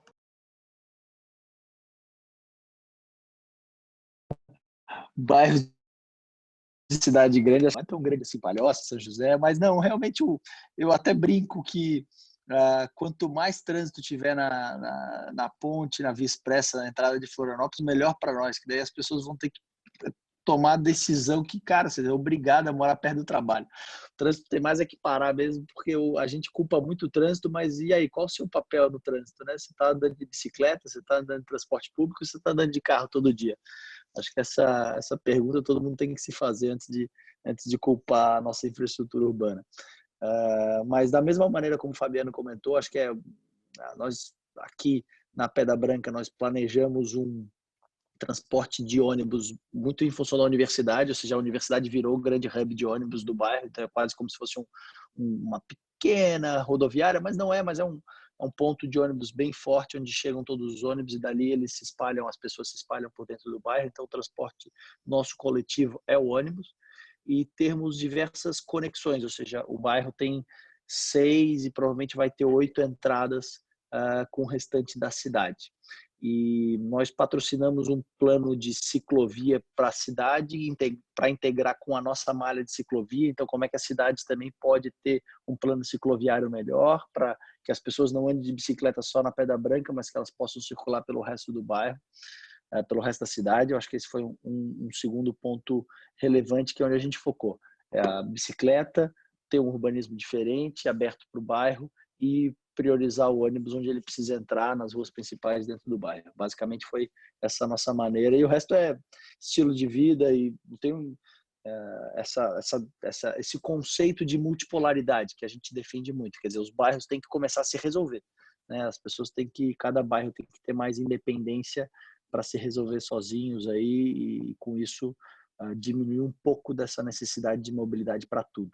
Mas era isso, e queria então agradecer, Mariana, foi ótimo o papo, estamos bem animados aí de poder conversar mais e manter essa discussão sobre cidades, sobre como é que os empreendimentos privados podem ajudar as nossas cidades a melhorar também. Muito obrigado, pessoal. Valeu. Valeu, Marcelo. Vou passar para o Ricardo aqui para ele falar dessa integração. Realmente, Brasília é um ponto fora da curva, até pela dependência do carro, né, Ricardo? Brasília foi desenhada a partir de uma premissa de que o carro seria a solução universal de mobilidade urbana, né? Essa era a premissa vigente no pensamento moderno, e isso acabou trazendo não só Brasília a um desenho muito característico, muito específico, mas várias cidades brasileiras também a valorizar isso. Eu queria, nesse ponto, dizer o seguinte: primeiro falar da resposta, né, que a Urbitar está dando. Isso começa pelo desenho, né? Começa pelo design. Então, assim como o Pedra Branca, assim como o Parque Una, a gente tem um sistema viário todo desenhado para vários modais. Ele não é um sistema desenhado exclusivamente para o carro. A gente tem amplas calçadas em todas as ruas, a gente tem sistema de ciclovias ou ciclofaixas em absolutamente todas as ruas do empreendimento, ligações com o entorno, que seja Sobradinho, seja a BR, que vai ligar eventualmente com Brasília. Então, a gente está fazendo esse sistema bastante integrado com o seu contexto e desenhado de forma a acomodar e valorizar o fluxo das pessoas a pé, o fluxo das pessoas de bicicleta, etc. Tem uma historinha desse desenho, que foi quando justamente a gente estava lá fazendo o desenho as simulações do estudo de tráfego, e o nosso projetista estava dizendo: a gente está com um problema, porque está tendo alguns engarrafamentos, alguns pontos de engarrafamento na simulação, e a gente foi ver a simulação e ele não estava colocando semaforização em nenhum cruzamento do bairro, né? E eu questionei ele: por que você não está fazendo semaforização? Ele falou: não, se você puser semaforização fica fácil, aí a gente resolve todos os fluxos, não tem mais congestionamento, o bairro vai fluir super bem. Só que aí os carros vão ter que parar, né? O fluxo dos veículos especificamente vai ficar mais lento.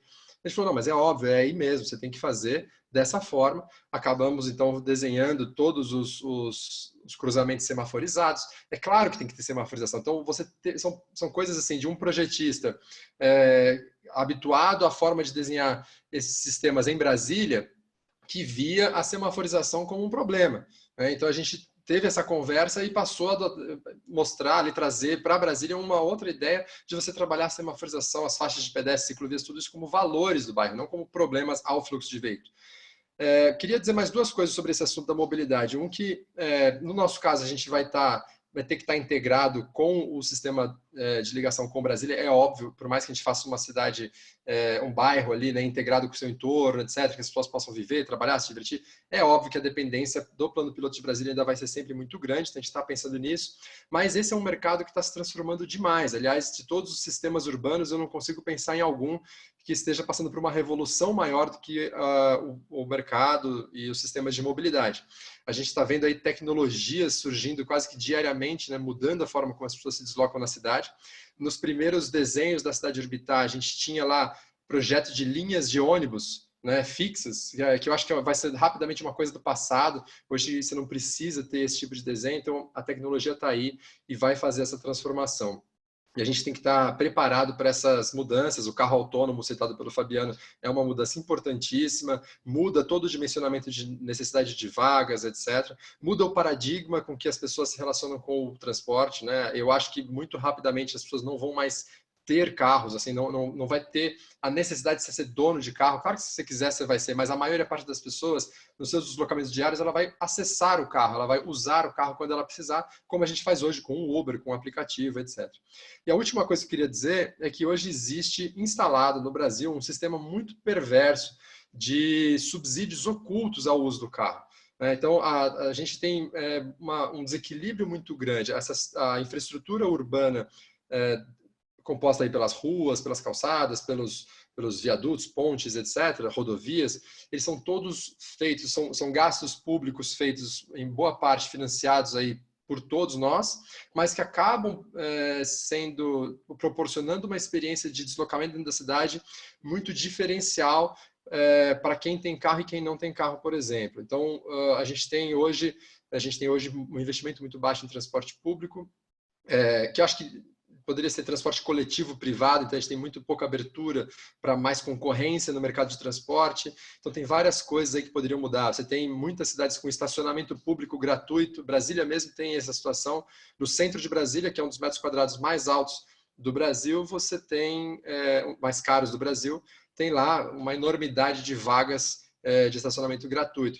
Isso é um subsídio. Esse estacionamento, ele obviamente é um custo para a cidade, ele poderia estar sendo cobrado para poder financiar ou reequilibrar um pouco essa lógica e essas oportunidades aí de se deslocar pela cidade, né? Tem muita gente que sofre muito com o deslocamento na cidade, enquanto outras pessoas têm um deslocamento muito cômodo, proporcionado por toda uma infraestrutura destinada para o carro. Então, parte desses projetos aí, como Pedra Branca, como Una, já estão fazendo e como outros vão fazer, eu acho que é também questionar um pouco esses modelos a partir do momento que você começa a valorizar outras formas de se deslocar. Eu não sei se a gente passa, o Marcelo já engatou nos agradecimentos e considerações finais, não sei se a gente já vai por aí ou se a gente... acho que a gente pode sim, se você quiser aproveitar.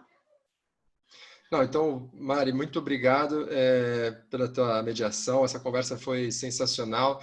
Eu estou vendo aqui que a gente tem um monte de perguntas ainda que a gente não conseguiu responder, a gente poderia talvez tentar respondê-las depois. Né? Isso eu queria pedir também, saber da disponibilidade de vocês para responder as perguntas que não foram respondidas e se há a possibilidade também de compartilhar as apresentações, porque também chegaram vários pedidos.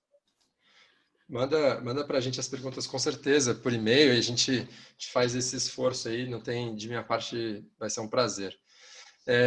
Mas eu queria agradecer a presença de todos, queria agradecer a todos que nos ouviram, que estão aqui conosco até agora. Esse webinar aqui para nós todos foi uma novidade, né? A gente estava falando sobre isso antes, que vai ser uma primeira experiência, mas foi muito proveitoso. De nossa parte, a gente pretende apostar um pouco mais até nessa ferramenta para continuar divulgando conteúdo, trocando ideias, engajando as pessoas a participar do debate, né? Trazer essa discussão muito importante. E falar que esse tema de cidades caminháveis, cidades sustentáveis, cidades inteligentes, cidades do futuro, seja o nome que você quiser, cidade criativa, que é o nome do Marcelo, esse tema é um tema super importante. A gente vive hoje no Brasil uma carência muito grande de qualidade urbana e eu acho que pensar e fazer cidades mais alinhadas aos valores do século XXI é fundamental para que a gente possa colocar o país aí num rumo de transformação social que precisa e estamos muito empolgados e nos sentimos muito privilegiados de poder participar desse debate, participar dessa discussão e estar trabalhando em um projeto que tenha essa condição de fato contribuir com isso tudo, né? E se possível servir de exemplo, que o nosso aprendizado, assim como a gente aprende muito com o Marcelo e com o Fabiano, que daqui a um tempo as pessoas possam aprender também com aquilo que a gente está fazendo e que essa prática se espalhe mais pelo Brasil. Muito bom. Fabiano, se você puder fazer suas considerações finais e também dizer se daria para responder algumas dessas perguntas que a gente vai encaminhar na sequência. Claro que sim, eu me disponho a respondê-las. Várias delas já respondi aqui nesse tempinho, enquanto ouvia aí os meus amigos. E estou compartilhando aqui na tela os contatos da Idealiza, do Parque Una. Vou fazer aqui uma saudação aos guerreiros que ficaram até o final aqui, que eu conheço. O Paulão, está aqui a Adrisa, estou vendo aqui o Álvaro Caran, quem mais? Acho que a Camila Firossolto. Ih, tem muita gente. E agora, se eu não falar todo, vai ficar... O Edson, um baita corretor aí que eu conheci nos últimos meses, está nos apresentando excelentes áreas para novos negócios. A Flávia, da agência B Mídia, que está fazendo a lojinha do Parque Una e estampas. Eu estou esperando quem é que vai fazer a caricatura da Jenny Jacobs lá no nosso concurso.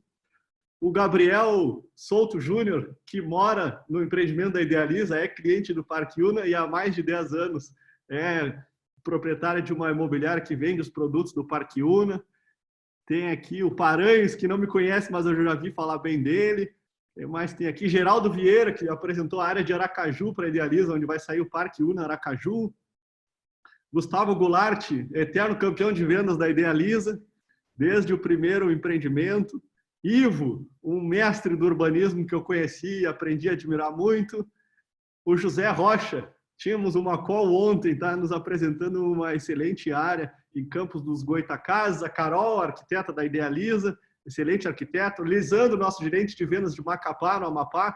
Lucas, meu sócio, que apesar de já saber tudo, e também o Ricardo, me aguentaram aqui 2 horas falando que já sabe. O Luciano Borghese, que desenvolveu excelentes cases, está mais aqui para me explicar do que aprender. O Luciano, nosso diretor de novos negócios. E a Mari, nossa arquiteta. Acho que o Márcio Carvalho, diretor da Neorama, a empresa que melhor faz renders com narrativas e vídeos no Brasil, aconselho conhecerem. O pessoal da Ideia 1, que é projetista, tanto do Urbitar quanto do Parque Una, todos esses prédios, quem fez foram eles. Pascoal, nosso diretor de nosso negócio. Paulo Velzi, deveria estar aqui palestrando junto conosco pelo principal case nacional. Renê, da Votorantim, que tem o State, que é um projeto incrível aqui em São Paulo. E Samuel, nosso técnico de edificações. E terminei para não me estender muito. Se esqueci de alguém, me desculpem. Foi ótimo, muito legal, me diverti e me fez levar uma quarentena aí mais suave. Obrigado a todos. Ricardo, Marcelo, um prazer. Mari, sem palavras aí. Genial a tua condução. Imagina, obrigada, Fabiano, foi um prazer. Marcelo, quer fazer a sua última, já que você ficou para o final? Não, olha, o Fabiano é um cara, essa é uma figura rara, foi um prazer estar com vocês aí, um beijo, um abraço para todo mundo, à disposição para a gente bater papo, com certeza pode compartilhar tudo, esses conteúdos com todo mundo e a gente fica à disposição para também responder as perguntas e conversar mais sobre esse tema que é fascinante, que é a nossa cidade. Muito legal, queria agradecer mais uma vez, então, pela paciência de todos que ficaram até aqui, pelo interesse de vocês nesse assunto. Isso dá muita esperança, né, de que dá para fazer coisas melhores do que a gente vem vendo por aí.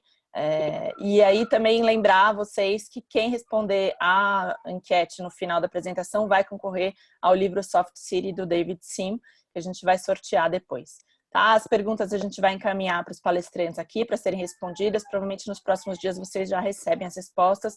Obrigada mais uma vez, Fabiano, Marcelo, Ricardo. Muito legal poder aprender com vocês.